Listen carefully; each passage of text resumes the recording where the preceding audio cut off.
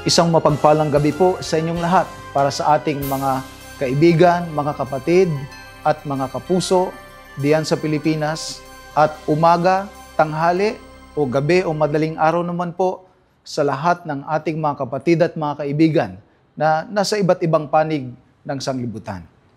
Nagpapasalamat po kami ng marami sa inyong pagpapatuloy sa amin sa inyong mga tahanan, kung kayo naman po ay nasa inyong mga pagbabiyahe o kayo naman po ay nasa inyong mga opisina pa sa mga pagawaan. Sa panahong ito, kami po ay malugod na nagpapasalamat sa inyo pong pagpapatuloy sa amin at pagtanggap sa aming paanyaya na makasama namin kayo sa darating na 2 linggo upang tayo ay tumunghay sa mga pahina ng banal na kasulatan sapagkat hangad natin na sa pamamagitan ng mga salita ng ating Panginoong Diyos, ikaw at ako ay makasumpong ng tanging pag-asa. Sa buhay natin ay mayroong hinahanap palagi ang mga tao. Iba-iba ang dahilan ng kanilang mga pagising. Iba-iba ang dahilan ng kanilang mga pagsusumikap. Iba-iba ang kanilang mga ambisyon sa buhay at mga motivations. Ngunit sa banal na kasulatan ay mayroon lamang 2 paghahanap ang mga tao. Majority ng mga tao ay naghahanap ng mga bagay na pang sumandali, yung iba naman ay naghahanap ng mga bagay na pang walang hanggan. Sa gabing ito ay nais kong ibahagi sa inyo at samahan niyo akong isipin ng kadahilanan kung bakit parang yung mga taong sawari natin ay mga totoong successful na. Naabot na nila ang rurok ng kanilang tagumpay. Sila ay lubhang marami ng pera. Sila ay lubhang mga sikat at very famous. Kung saan man sila pumunta ay nagtitilian ang mga tao at sila ay hinahanap upang sila ay makakuha at makasama nila sa mga picture, sa mga larawan, sa kanilang mga events. Alam niyo po ba, maraming mga tao na parang naabot na niya ang lahat, narating na niya ang lahat, pero we wonder why na nasa kanya na, sa tingin natin, ang lahat ng mga bagay, na nasa kanya na ang kasikatan, nasa kanya na ang karangyaan, pagpupuri ng mga tao, ngunit meron pa rin siyang ibang hinahanap sa kanyang buhay.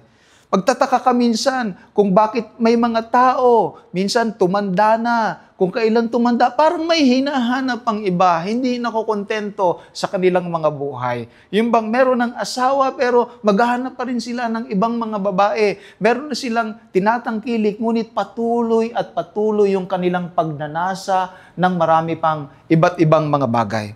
Huwag po kayong malalaglag sa inyong mga bangko, sapagkat pamilyar po tayo at hindi lingid sa ating kaalaman na napakarami ng mga sikat na mga tao.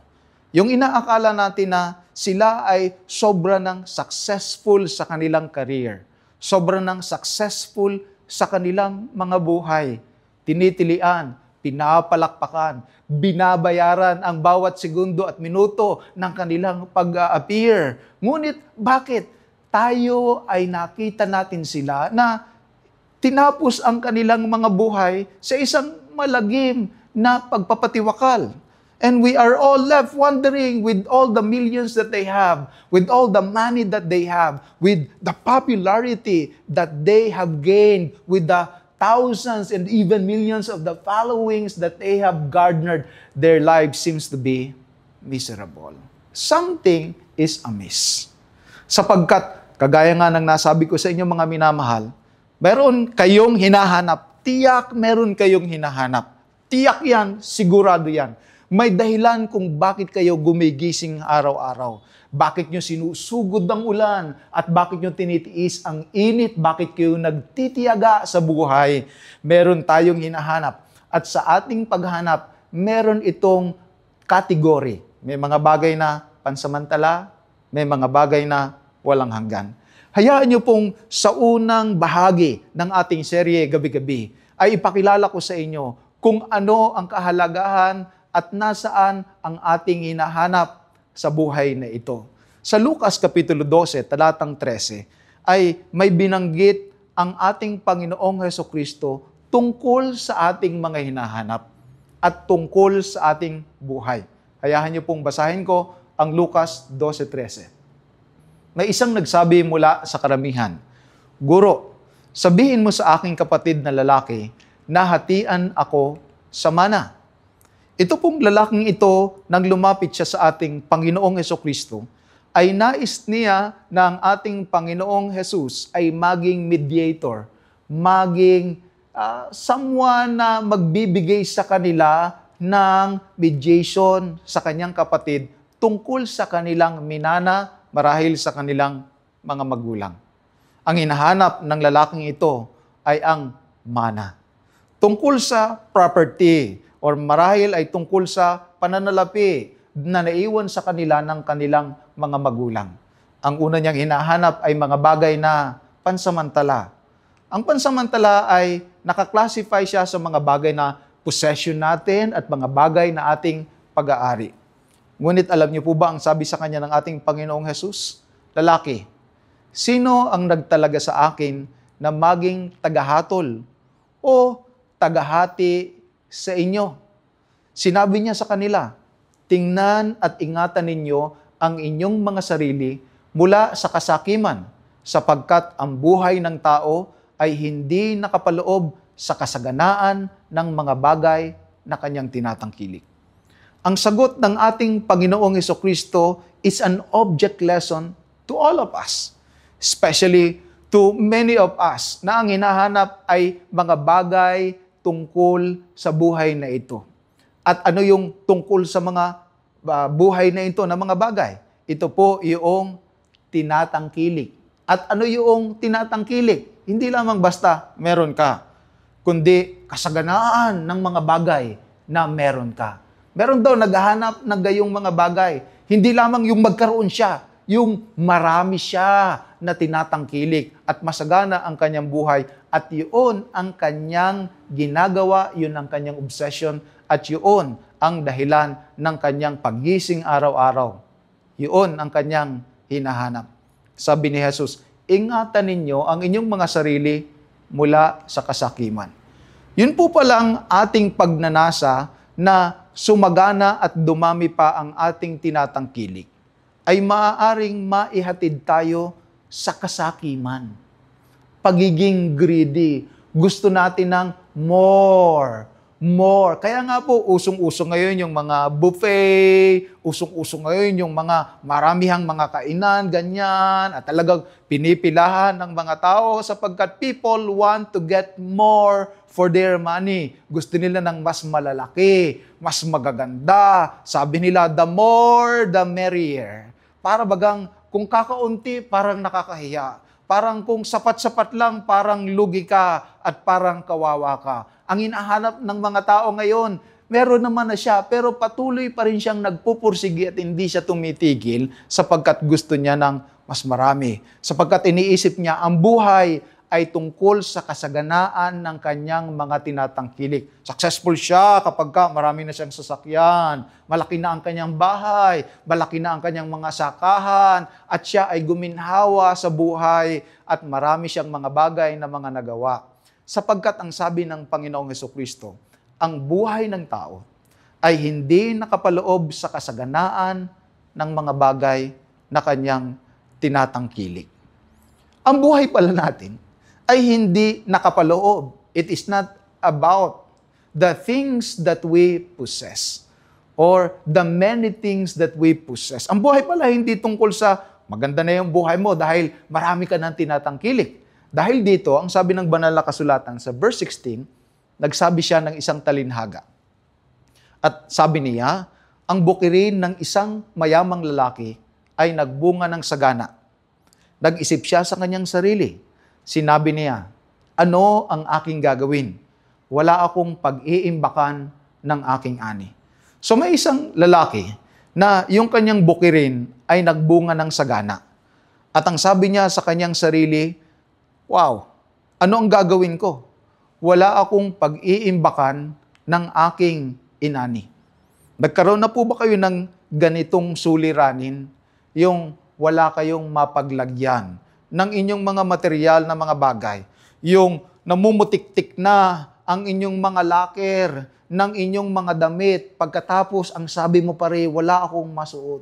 Yung ang dami mong mga sapatos, ganyan. Pero tuwing nagpupunta ka sa mall, naghahanap ka pa rin ng sapatos. Yung marami ka ng raketa, pero pag pumunta ka sa mall, naghahanap ka na naman ng bagong modelo na raketa. Yung pinaka-latest na ang iyong phone, pero inaabangan mo na naman yung darating na bagong modelo ng bagong telepono. Yung hindi ka na matapos-tapos sa ka-scroll sa Facebook, sa Instagram, maghapon, sapagkat nag-aantay ka lagi ng mga bagay na mga bago, ng mga bagong mga videos, ng mga bagong feed, at naghatid sa iyo hindi lamang sa pagiging updated, kundi sa pagiging anxious, depressed, and stress sa dami ng mga bagay na iyong dinidesire at mga bagay na iyong nakikita. Itong lalaking ito'y wala nang mapaglagyan. Sobra-sobra yung mga bagay na nakuha niya sa kanyang buhay. Sobra-sobra na yung mga bagay na kanyang tinatangkilik. At sabi niya, anong gagawin ko? Sabi sa verse 18, sa talinghaga pa rin ng ating Panginoong Jesucristo ay ganito. Ganito ang aking gagawin, ang sabi niya. Gigibain ko ang aking kamalig. Magtatayo ng higit na malaki. Doon ko iiimbak ang lahat ng aking ani at ang aking mga mabuting bagay. Expansion! Hindi siya nakontento na, wow, salamat sa Diyos. Meron na ngayon tayong sobra-sobra, meron na tayong pwedeng maipamigay, meron tayong pwedeng i-share, meron na tayong maitutulong sa mga nangangailangan. Hindi ganoon ang kanyang naisip. Ang naisip niya, palalakihin ko pa. Gigibain ko ang aking kamalig, ang aking storehouse. Gigibain ko ito at magtatayo ng higit na mga malalaki. At hindi lamang po niya basta lalagay doon yung kanyang mga inani para pansamantala ay naroon. Kundi sabi niya, iiimbak ko ang lahat ng aking ani at yung kanyang mabubuting bagay. Hindi lamang po siya magpapalaki ng lagayan ng kanyang inani. Magpapalaki din siya ng lagayan ng kanyang mga mabuting bagay. Nakapunta na ba kayo doon sa mga bahay na talagang yung mga sapatos nila nakatukador, nakahaba, may mga wardrobe sila na walk-in wardrobe na talaga namang hindi na mo mapagwari kung saan nakalagay yung kanilang mga gamit at nagpaparami lamang ng nagpaparami. At talagang sila ay proud na proud, ipakita yung kanilang mga sasakyan, ipakita yung kanilang mga sapatos, ipakita yung mga naimpok nila, yung mga nabili nilang souvenir sa pagta-travel na sa US, sa Canada, sa Europe, sa Middle East, papakita nila lahat yan at doon nila huhugutin ang kanilang kagalakan at ang kanilang buhay. Mga minamahal, yung pagpapala ng Panginoon, yung pagpapalaki din ng ating mga pagpapala at ng mga bagay na tinatangkilik na galing sa Panginoon na at once wala tayo't ating idinadalangin, ay hindi marapat na atin lamang ikip, sarilinin para sa ating sariling kaligayahan at para sa ating amusement. Sapagkat ang sabi ng ating Panginoong Jesucristo, mga minamahal, ang buhay ay hindi nakasalalay sa kasaganaan ng mga bagay na kanyang tinatangkilik. Naalala niyo ba sa aklat na Ecclesiastes Kapitulo 2, ang Haring Solomon, na ayon sa Ecclesiastes Kapitulo 2, ay nasa kanya na at nabili niya ang lahat ng mga bagay. Hindi lamang siya nag-attend ng concert, binili niya daw yung mga manganganta. Hindi lamang siya nanood ng karera ng mga kabayo, binili niya daw yung mga kabayo. Hindi lamang siya namasyal sa mga botanic garden at doon sa mga gardens sa buong mundo, kundi nagpatayo siya ng mga gardens, ng mga villas, ng mga mang-aawit, na ano pat, walang anumang bagay na itinanggi siya sa kanyang puso na mga bagay na kanyang ninanasa. Sa madalit sabi, kaya niya. Meron siyang resources. Marahil ang sasabihin mo, wow, sana all, di ba? Sana all. Sapagkat hindi naman lahat sa atin, porke gusto natin, nakukuha natin. Yung iba sa atin hanggang window shopping na lamang. Tingin-tingin na lang, ganyan. Medyo kung may magandang kotse, makikipicture tayo doon kahit hindi naman sa atin yung kotse na yon, or makikipicture tayo doon sa isang magandang lugar para naman masabi nilang medyo tayo naman bagaan ng balikat at exposed naman tayo at nakikita naman natin ang ganitong mga bagay. Kumbaga parang bang tayo medyo nagkakaroon din ng pride and happiness about those things. Alam niyo mga minamahal, Kung iniisip niyong sana all yung gusto ko mabibili ko at kung yung gusto ko ay mabibili ko, talagang masaya na. Talagang masaya na yan. No question about that. Ang sabi ng karamihan, kung makukuha ko yung gusto ko talagang masaya na at maligaya. Di nga. Alam niyo po, sa aklat ng Ecclesiastes Kapitulo 2, ang talata 17, patuloy, ang sabi ni Haring Solomon, nang makuha niya na ang lahat ng mga bagay, makain at matikman, yung gusto niya talagang makain at matikman, talagang namantikaan ho ang kanyang uso. Hindi ho siya nagtingin sa kanyang kolesterol, hindi ho siya nagtingin sa kanyang diabetes, hindi ho niya ininda kung magkano na yung kanyang ginagastos sapagkat ang sabi niya sa Ecclesiastes 2, talatang 1 patuloy hanggang 3, sabi niya, titingnan ko kung paano talaga magandang mabuhay. Titingnan ko. At dun sa mga sumunod na talata, gano'n niya sinubukan kung paano talaga mabuhay ng maganda. Ang konklusyon, ang sabi niya, kaya't ipinagtanim ko ang buhay, sapagkat ang buhay ay mapait sa akin. Teka. Kaya ang sabi niya, ipinagtanim ko ang buhay, sapagkat ang buhay ay mapait sa akin. Grabe naman yan. Tinry mo na lahat. Hindi ka lang basta nag-attend ng concert, hindi ka lang pumunta sa ibang bansa para makipila ka doon sa mga concert nila. Talagang private concert. Hindi lamang siya nagpunta sa mga gardens, pinatayo niya yung sarili niyang mga villas at mga gardens. Hindi lamang siya nanood ng karera ng mga kabayo, binili niya lang mga kabayo, binili niya mga aliping lalaki, aliping mga babae. Pero alam niyo po, for the person who have tasted it all, who have seen it all, who have gone through it all, listen to him please. Listen to him please. Baka sakaling magkamali ka na naman ng pinagpupuyatan mo. Baka sakaling magkamali ka na naman ng pinag-overtimean mo. Baka sakaling magkamali ka na naman ng pinag-uubusan ng lakas ng buhay mo. Alam, sabi niya sa katapusan, sabi niya, pinagtanim ko ang buhay sapagkat ang buhay ay mapait sa akin. Sa dulo ng Ecclesiastes Kapitulo 12, ang sabi niya, this is the conclusion of the whole matter. Fear God and give glory to Him. Yan. Sundin natin ang utos ng Diyos, ang sabi niya, at magbigay kaluwalhatian sa Kanya. Ito daw ang konklusyon ng lahat ng mga bagay. Matakot tayo sa Diyos. Sundin natin ang Kanyang mga utos. Yung pala yung mga bagay na mas importante sa buhay. Ano pa yung mga bagay na pansamantala bukod sa pag-aari? Yung tinatawag natin na kaligayahan. Alam niyo po, yung palang pag-aari, pansamantala lang. Kakita na ba kayo ng kotse na hindi na luma? Bahay na palaging bago at brand new at hindi kailangan na i-repaint? Nakakita na ho ba kayo ng mga damit na hindi na out of model or na out of fashion? Nakakita na po ba kayo ng cellphone na palaging ganun lamang ang kanyang model? Naluluma. Hindi siya forever. Siya ay pansamantala lang. Nawawala yan, kumukupas, nawawala sa modelo, nawawala sa uso, at napapalitan ng mga bagay na mga bago ang mga bagay na pag-aari. Pangalawa, na pansamantala ay ang kaligayahan. Alam niyo, ang sabi niya sa verse 19 ng lalaki, sasabihin ko sa aking kaluluwa, grabe naman, kausap niyo yung sarili niya. Kaluluwa, marami ka ng natipong pag-aari para sa mga darating na taon. Magpahinga ka, kumain ka, uminom ka, at magsaya ka. Yun po ang kanyang plano. Nung nakita niya na siya ay nakaipon na, marami na siyang napalaki na mga imbakan, ano naman ang next na gagawin niya? Di ito, magpahinga ka, kumain ka, uminom ka, at magsaya ka. Alang-alang po sa ating mga kapatid at mga kaibigan, huwag niyo pong mami-misinterpret. Wala hong masama na tayo ay magpahinga. Wala hong masama na tayo ay kumain, uminom, at maging masaya.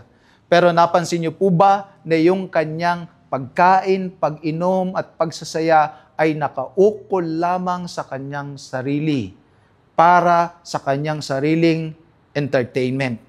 Mga minamahal, kung ang kasayahan ay para lamang sa atin, at dahilan dun sa mga bagay na ating tinatangkilik, kaya tayo sumasaya.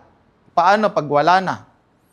Kaya yung iba, nagkakaroon ng road rage kapag yung dahilan ng kanilang kasayahan at kaligayahan na kanilang kotse ay medyo nagurlisan ng kaunti, nabangga ng kaunti, talagang papatay na ng tao sapagkat ang kanyang isip, yun ang kanyang kaligayahan eh. Yung iba talagang ayaw na magpapasok sa kanilang mga bahay, baka madumihan, ganyan. Kumbaga nagiging sobrang masela na yung damit niya kapag natapunan ng konting kape ng mga waiter, talagang masisira ang kanyang araw, magagalit siya at kanyang mumurahin yung ibang mga tao sapagkat iniisip niya yung kanyang property, yung mga bagay na meron siya, yun ang kanyang kaligayahan. Kaya naaapektuhan na yung kanyang relasyon sa ibang mga tao dahil sa kanya, mas mahalaga na nagpapasaya sa kanya yung kanyang possession, hindi yung mga tao na nakapaligid sa kanya o yung nagbibigay sa kanya ng kanyang mga bagay na tinatangkilik, ang ating Panginoong Diyos. Alam niyo po, ang kaligayahan at ang ating pag-aari parehas pawang pansamantala lamang. Isang araw, yung cellphone na kaganda-ganda mo at masayang-masaya ka sapagkat bagong bili mo, bagong modelo. Pero yung kaligayahan mo nun, after a while, mawawala na. Alam niyo kung kailan? Pag may bago na, andyan na naman, iPhone 16, ganyan, with AI, ganyan, and magdi-desire ka na naman, and for what? See, dati, masaya ka na dun sa nauna, pero dahil doon sa mas malaki mo pang pagnanasa, nawala na yung pagiging kontento sa ating buhay. Alam nyo, yung mga nananalangin lang na sana'y magkaroon sana sila ng tricycle o di kaya naman ay ng jeep. Talagang kapag kukunin na nila yan, ibibigay na yung malaking susi. Pagkatas, pipicturean sila kasama ng malaking susi. Talaga namang napakalaki ng ngiti, napakalaki ng kanilang saya. At habang umuwi, talagang yung iba'y nagbablog pa. Sinasabi nila na, wow, talagang hindi ko ma-describe yung aking feeling. Pero after a while, kapag sila ay nakakita na naman ng mga bagay na iba. Pagkatapos ng ilang araw, masasabi na, yun lang pala. Ganyan lang pala yung yung meron kang ganyan. Yung kaligayahan ay hindi pang walang hanggan. Kapag ang pinaghuhugutan natin ito ay mga bagay na pansamantala lang din naman. Alam niyo po, isa sa very, very popular na kilala ng halos lahat ng mga tao ay walang iba kundi si Michael Jackson. Michael Jackson. Kumbaga, yung kanyang mga kanta, yung kanyang mga tugtog, ay talaga namang kapag sinimulan ay tumitili at umiindak ang mga tao. Kahit saan siya pumunta, ay talagang pinagkakaguluhan siya. Ang kanyang mga ticket ay pawang mga sold out. Pero magtataka kayo, no? Habang siya ay sikat na sikat, at iniisip natin na maraming mga tao na dapat kontento na siya, dapat satisfy siya, di ba? Dapat happy siya. Pero bakit ang dami niyang pinapalitan sa kanyang katawan? Nagpapalit siya ng ilong, nagpapalit ng lips, nagpapalit ng, lately, naging napakaputi na niya, ganyan. At napakayaman niya. One time nga, nakita ko yung isang video niya, namimili siya dun sa isang antique shop, ganyan. Ang presyo ng isang binibili niya, how much is this? Sabi niya ganyan, 300,000. Okay, I'll take that. Or maybe I'll take 2 of that. Pagkatapos yung isa naman, how much is this? Sabi niya, 500,000. I'll take it. So, ang dami niya ganun lang. Parang namamelengke lang sa atin sa talipapa, ganyan. And by the millions na yung kanyang nabibili. And marahil iisipin ng marami sa atin, sana all. Kung ganyan lang talaga ako, yung bagang meron na akong financial freedom, na hindi ko na alalahanin kung magkano yung presyo, hindi ko na itatanong, wala nang usap-usapan, and money will not be an issue in my life, then I will be forever happy. Tanungin ho natin siya. Kasi meron na ho siya nun eh. Tanungin natin kung talagang ganun na ba talaga ang kalagayan kapag nasa ganun ka ng estado. Ang sabi niya sa isa sa mga interview nila ay ganito, kailanman ay hindi ako naging masaya sa buhay ko. Well, like what? You remember? Parang pareha sila ni Solomon. Sabi niya, kailanman ay hindi ako naging masaya sa buhay ko. Ba't di ka naging masaya? Alam niyo ba kung bakit namatay si Michael Jackson? Overdose ng painkiller. Kasabay ng lahat ng mga pinagagawa niya sa kanyang katawan ay kaakibat nito ang pain, ang sakit. Kaya bagaman meron siya ng lahat ng mga bagay at bagaman kahit na pumunta siya sa Disneyland at i-close iyon at para sa kanya lamang na ira-rides niya yun na mag-isa lang siya sapagkat kung kasabay ang lahat ng mga tao ay pagkakaguluhan siya. Ang sabi niya, never ako naging happy sa buhay ko. Nasa iyo na lahat, hindi ka pa happy? Marahil, mga minamahal, tama ang sabi ng banal na kasulatan. Ang buhay ng tao ay hindi tungkol sa kasaganaan ng mga bagay na kanyang tinatangkilik. Move on tayo. Move on tayo. Ano pa ang hinahanap ng mga tao bukod sa mga bagay na pansamantala? Yung walang hanggan. Walang hanggan. Ano yung mga bagay na walang hanggan? Buhay. Sabi sa Lucas 12:20, tinutuloy natin ang talinghaga ng ating Panginoong Jesucristo, ay ito. Ngunit sinabi ng Diyos sa kanya, doon sa lalaking mayaman at marami nang naipon, hangal! Sa gabing ito ay babawiin sa iyo ang iyong kaluluwa. At kanino kaya mapupunta ang mga bagay na inihanda mo? Ano po ang sabi ng Panginoong Diyos sa evaluation sa kanya ng ating Panginoong Diyos?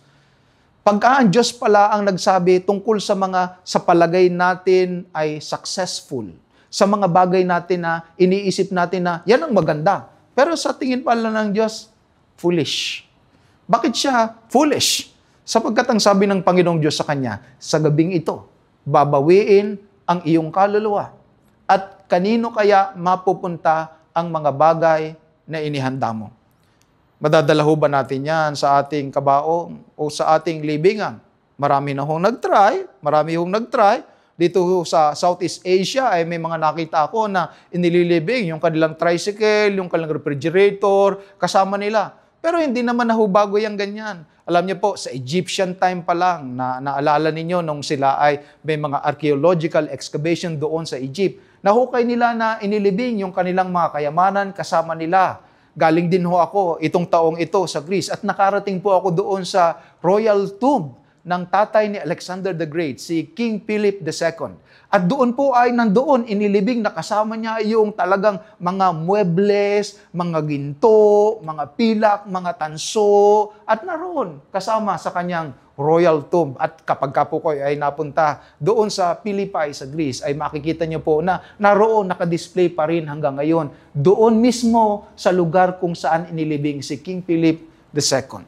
Alam niyo po, ginagawa din niya nila sa China. Kaya ngayon mayroong isang sikat na pasyalan sa China kung saan nung mamatay ang emperor ay inilibing na kasama niya ang ilang replika ng kanyang mga soldiers, ng mga paboritong mga tao at mga paboritong mga vessel at paboritong mga gamit. Sapagkat akala nga natin, yung mga tinatangkilik natin, dadalhin natin kahit saan tayo pumunta. Dito po sa Singapore, alam niyo po ba, tuwing buwan ng August, ay meron ho silang tinatawag ditong Ghost Festival o Ghost Month. Kung saan ito yung panahon na pagka ho kayo gumala dito, lalo na sa mga housing area, makikita niyo na sinusunog nila yung kanilang mga play money. Nagsusunog sila ng mga play car, ganyan. Naglalagay ho sila ng mga paboritong mga gamit ng kanilang mga namatay na mga mahal sa buhay sapagkat iniisip nila na ipapadala nila ito kahit na namatay na. Pero alam niyo ho, yung mga pinadala kahit na namatay na, naroon lang ho. Naroon lang ho sa museum. Doon sa Royal Tomb Museum, doon po sa Greece. At naroon din po doon sa mga museum kung saan inilibing ang mga pero ng Egypt. Kung saan nila nilagay yung kayamanan, naroon lang. Hindi ho nila nadala kung nasaan man ho sila, naroon lang. At nga, yung karamihan nga ho ay ninako na ng mga tomb looter.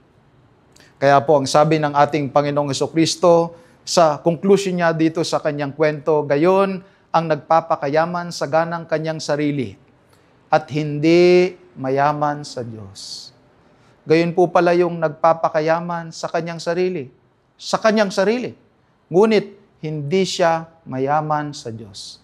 Sa paningin ng ating Panginoong Diyos, siya ay dukha, maralita, aba, siya ay walang tinatangkilik at wala siyang katiyakan para sa buhay na walang hanggan.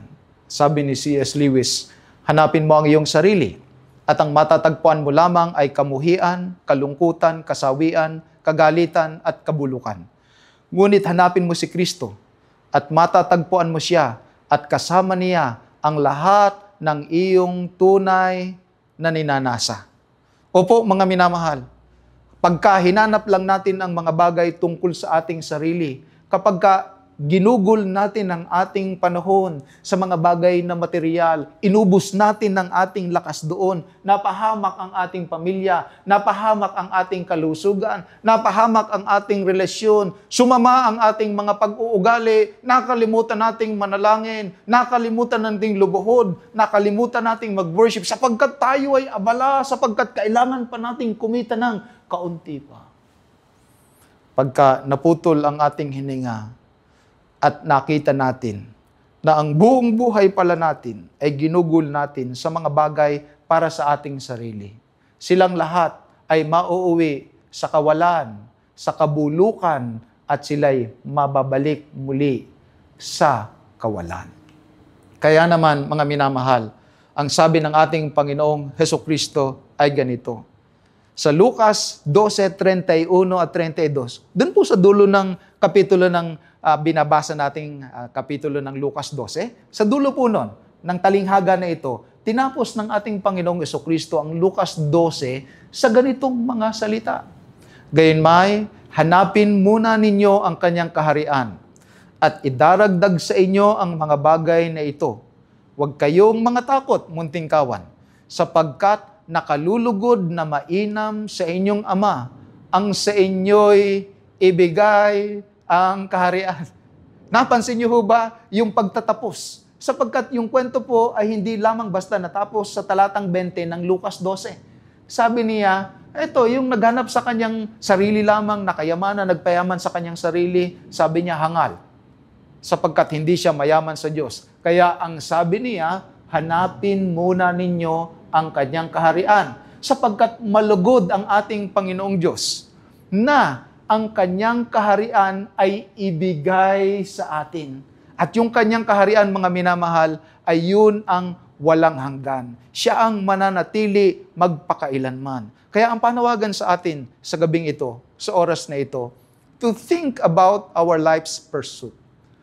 To think about the moments and the times whereby we are spending our lives. To think about what occupies you. Ano ang pumupuno sa iyo? Ano ang umuukupa ng iyong paghahanap? Ano ang hinahanap mo? At pagka nahanap mo na gusto mo pang dagdagan ng dagdagan. Ang payo ng ating Panginoong Hesukristo, hanapin mo muna ang kanyang kaharian. At idaragdag sa iyo ang mga bagay na hindi mo unang hinanap, ang mga bagay na ating kinakailangan. Ano pat pag nasumpungan mo na ang kaharian at ang katuwiran ng ating Panginoong Diyos, nagkakaroon na tayo ng walang hanggang katiyakan. Hindi lamang sa buhay na ito, kundi hanggang sa buhay na darating. Ang sabi ng Panginoon sa babaeng naghahanap lamang ng pansamantalang tubig sa Juan 4:14 ay ganito. Datapwat ang sinumang uminom ng tubig na sa kanya'y aking ibibigay ay hindi mauuhaw magpakailanman. Ngunit ang tubig na sa kanya'y aking ibibigay ay magiging isang balon ng tubig na bubukal sa kabuhayang walang hanggan. Ito po ang layunin ng ating serye. Ito po ang layunin ng Tanging Pag-asa. Kung ngayong gabi, nang masubukan mo na ang buhay, naiwan ka lamang na uhaw pa rin. Kung pagkatapos mong mabrowse ang social media, matingnan ang mga uso, ang mga latest, ang kanilang mga patawa, ang mga prank nila, ang mga gimmick nila, pero mas naiwan kang anxious at uhaw pa rin. Kapag ka nabili mo na ang sapatos na gustong-gusto mo, napuntahan mo na ang lugar na pangarap mo, dream holiday mo, pagkatapos noon, pagpauwi ka na, ang sabi mo sa iyong post, back to reality.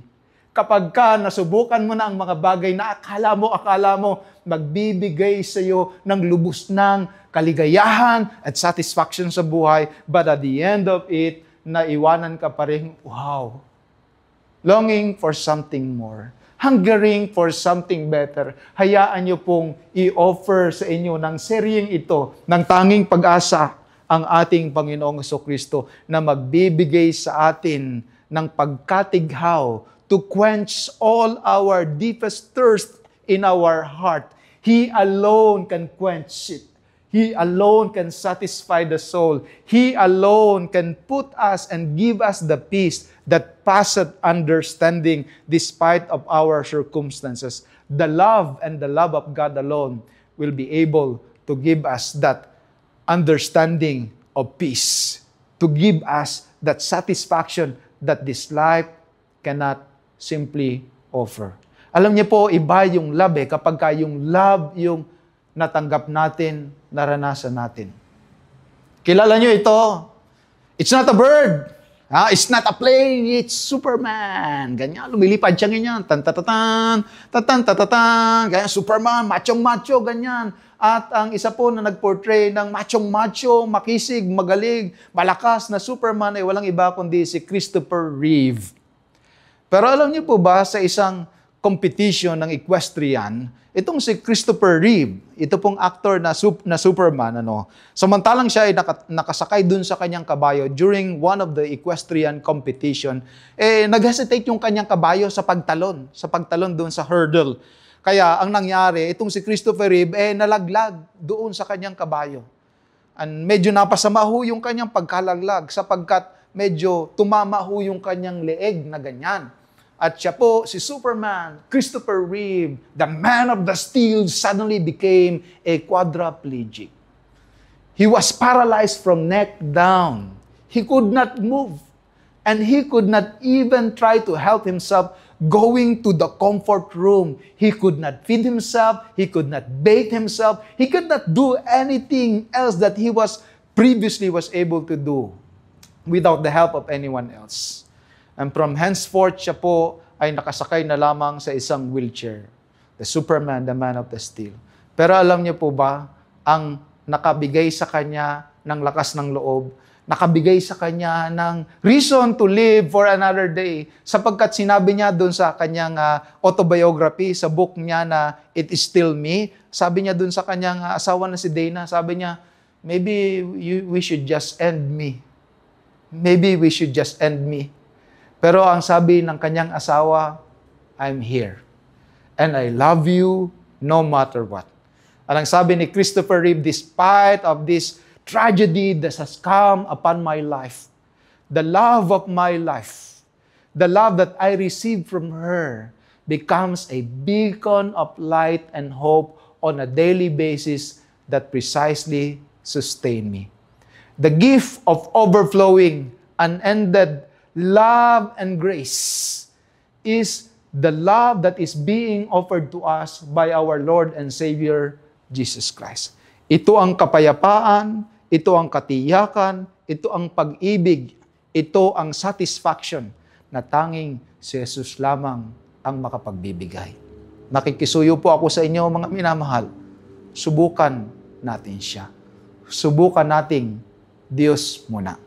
At kapag ginawa natin iyon, ang sabi niya, sapat at tiyak na idadagdag niya ang lahat ng ating mga kinakailangan. Hangad ko po ang inyong kaligayahan. Hangad ko po ang inyong kapayapaan. Hangad ko po ang inyong satisfaction. Hangad din yan ng ating Panginoong Hesukristo para sa inyo. Sapagkat hindi siya naparito upang magnakaw, kundi bigyan ka ng buhay at ng kasaganaan niyon. Sapagkat sa Kanya, kay Jesus, mayroong tanging pag-asa. Harinawa po ay makasama namin kayo bukas ng gabi sa panibagong serye ng ating paghahanap ng tanging pag-asa.